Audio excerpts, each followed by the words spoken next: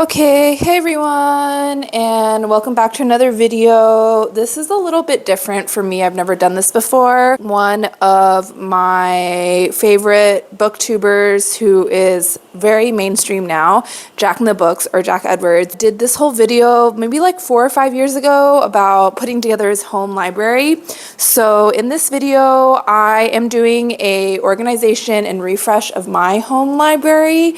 I think the definition of a library is just books that you own. I mean, I don't think I own that many books, and it is not my goal to own very many books, but alas, here we are, and I do indeed own a lot of books. Throughout this video, it's going to be totally time-lapsed with voiceover. As I film this over several days or weeks or however long it takes me, I'm just going to go through my thought process. What I really want to achieve is, one, cleaning the bookshelf. There's a lot of dust and it's kind of gross. I've been in this place for 4 years, so I don't think I've ever cleaned my bookshelf before, so it's very dusty, I've already discovered. My second goal is I want to have categories for my books that are intuitive and help to frame in my mind what types of books I own. So for example, I already have decided I'm going to do Singapore nonfiction and Singapore fiction.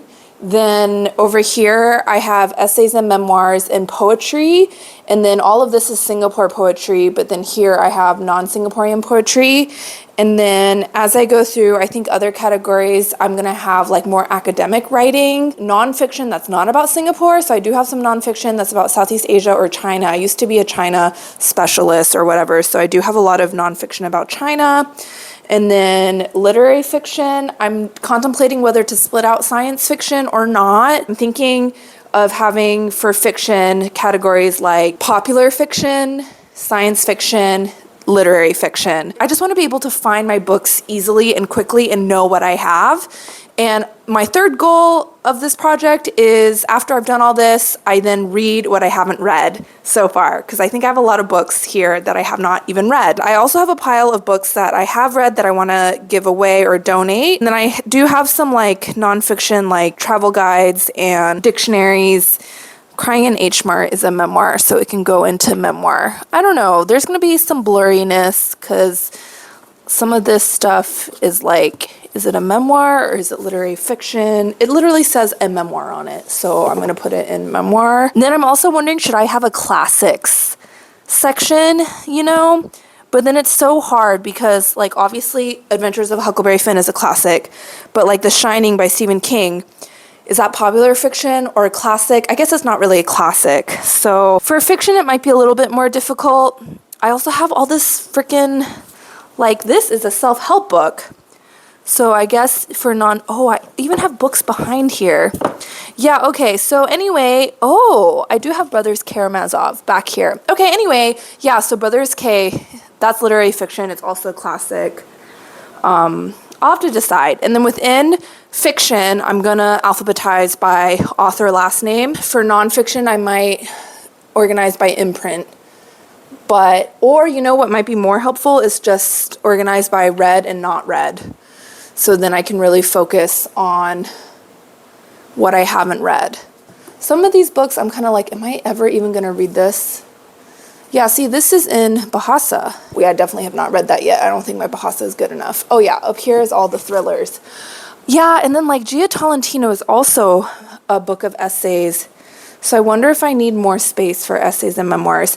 Anyway, that will be my thought process throughout this video. I don't know who's interested in this, but closet organization and beauty collection videos were really popular on YouTube, but I don't have either of those. I have a home library, so that's what this video is gonna be. Let me know your thoughts, how you organize your library. In particular, I'm gonna shout out my friend and cultural confidant, Anand, because I know he has organized his library in a very particular way.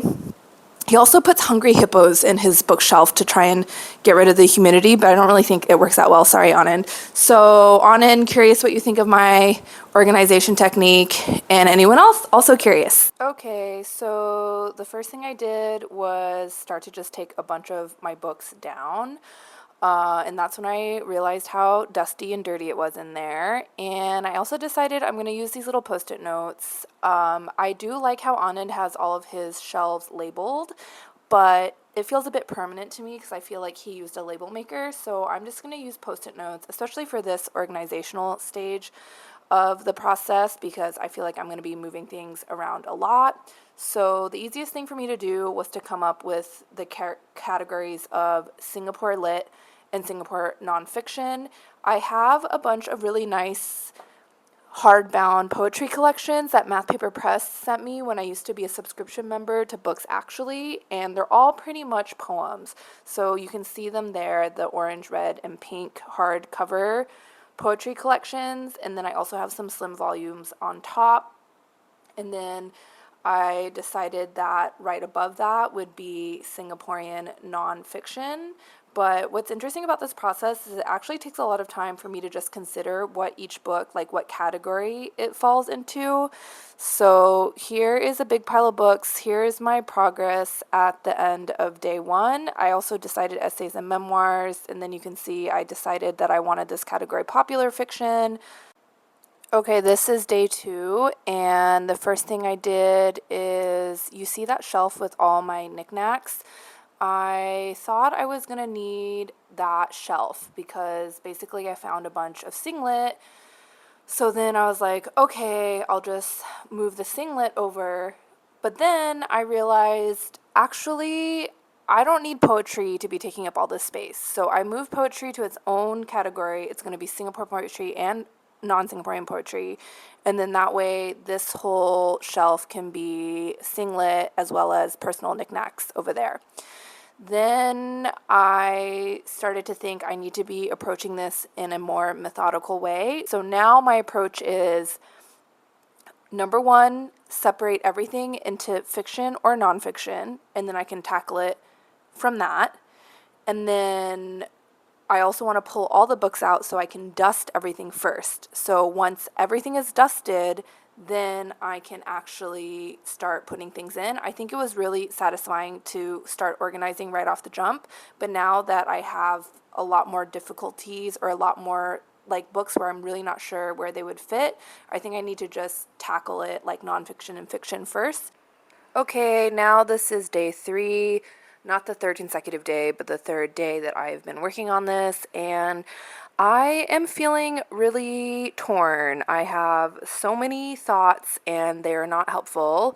But anyway, first what I'm doing is taking everything out, and I'm so glad I did because that bottom shelf had roach poop in it. It was disgusting. So I cleaned all of the shelves really thoroughly, and I tried to fan it with my fan because it needed to dry.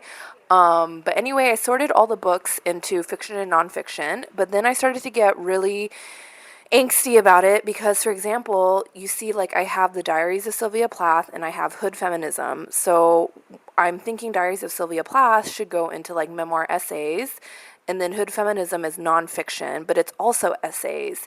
And then I also feel like I want all of my books about race and feminism to be in the same area, but then does that mean I don't categorize them by fiction and nonfiction? And then I started having this same spiral because originally I was going to do like nonfiction, like you can, well, I had to take those out because that shelf was wet still, but I was going to do like nonfiction, all my books about Asia and Southeast Asia. But now I'm thinking, should I have all China fiction and nonfiction together, and all Southeast Asia nonfiction and fiction together, so it's more by theme rather than style of writing? So then I gave up. Okay, this is the next day that I worked on this, maybe day four, if I'm remembering correctly, and I decided that I would just go ahead and alphabetize all of the fiction. So we're not going to do by nationality of author, we're not going to do like theme of the fiction, just everything that is literary fiction is going to be alphabetized. So that took me a good hour, I want to say, or maybe half an hour, because this clip is really sped up. I would say the only exceptions are poetry I pulled out and graphic novels I pulled out. Then I also decided that my artwork on top needed to go because I need the top three shelves. So I first cleaned out the top shelf that's directly above, and then I got started on alphabetizing all of the fiction. So I'm pretty happy with this decision. The only thing that makes me kind of sad is a lot of my favorite fiction novels are by Asian Americans. So a lot of their surnames start with X or Y or W. And so as a result, all of my Asian American fiction is like on the bottom shelf. So maybe for version 2.0 of this video, I could do like reverse alphabetical order.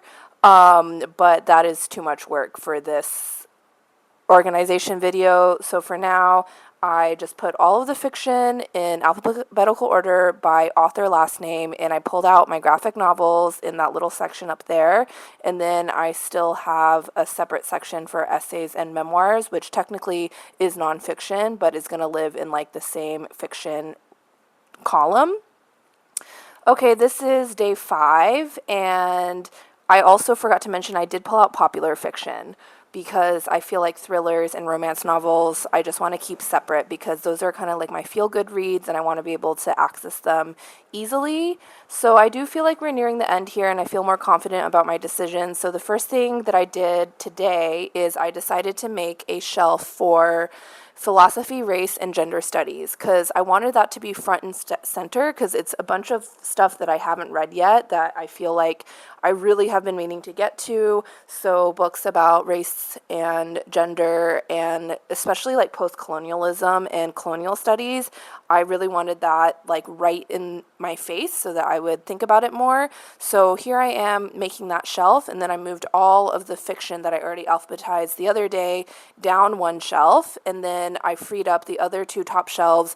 I actually hung some of that artwork like all around my house. There's so much random frames of artwork all around my house. It's kind of getting over cluttered. But anyway, now the bookshelf will be always all completely for books except for that one little personal knickknacks shelf that is on the right. Okay, yay, this is the 6th and final day. I am putting all of my China nonfiction on that top middle shelf, as well as all of my nonfiction about Southeast Asia.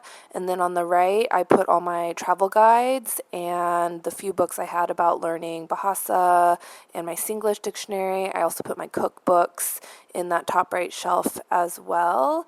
And then I decided to leave that most leftward shelf open for future organizational purposes. So let me give you a total recap. So here we have cookbooks and travel guides, and then below that we have some of my Singaporean nonfiction, which is continued from this shelf to the left of it. Above is China, Asia, and Southeast Asia nonfiction, and below is my Singlet collection and a couple of language dictionaries. Then up here we have popular fiction, poetry, and Singaporean poetry. Then I have my essays and memoirs, satire, and graphic novels. Then we have philosophy, race, and gender studies, and then we start my literary fiction from A to Z, so I believe that takes up 1, 2, 3, 4 shelves, but lots of space, so not everything is crammed in there. Up here is my nonfiction that I don't really care about, and this is the shelf to prioritize everything to read. Okay, yeah, so that's it, guys. I'm very happy with how this turned out. I don't think it's like the most aesthetically pleasing home library reorganization, but I really wanted it to be functional. So right behind me, I'm going to use this shelf to keep things that I want to read and then donate right in front of me so that they're top of mind. And then I also have the books that I need to read for upcoming videos or for book club. So it's like right behind me. Then the nonfiction I don't really care about is just above because this is like my desk for work, so I don't really care what like work people see. But what I want my friends and everyone else to see is over there, and I think there's a lot of space for me to like shuffle things around, and the things that I care about and want to read and value are kind of like front and center. And I also think that there's like some decorative elements to, for example, where I have like the cookbooks or the guidebooks. So the next step of this process is I'm going to start cataloging every single book that I have not read. I'm not going to write the name down. I'm just going to count how many I have, and I'm going to start to use this Google Sheets tracker that I found from a different YouTuber to see how much of the TBR I can get through on a month-to-month basis. She took 18 months, so I feel like mine is going to take 1 to 2 years. But now that my library is organized, I think I can do a much better job of identifying what I need to read. I think over half of this home library I need to read. So stay tuned for that video. It'll probably come in the next 2 years. So let's see if I'm even on YouTube by then. Bye! Thanks for watching!